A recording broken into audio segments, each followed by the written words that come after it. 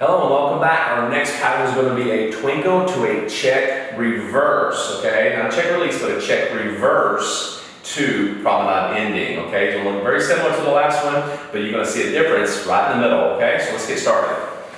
So here we go. Close position, left foot gentlemen, and 1, 2, 3, 4, 5, 6. 1, 2, 3, 4, 5, 6. Nicely done. Hope you see that little check right in the middle in reverse. Watch again from this angle. And 1, 2, 3, 4, 5, 6. 1, 2, 3, 4, 5, 6. Ooh, look at you guys go. I know you're practicing, right? So let's try it again. Ready?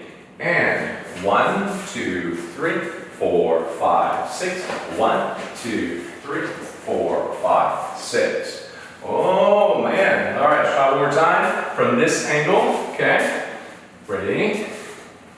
And 1, 2, 3, 4, 5, 6. 1, 2, 3, 4, 5, 6. You get this one down, you're going to smooth it over the floor.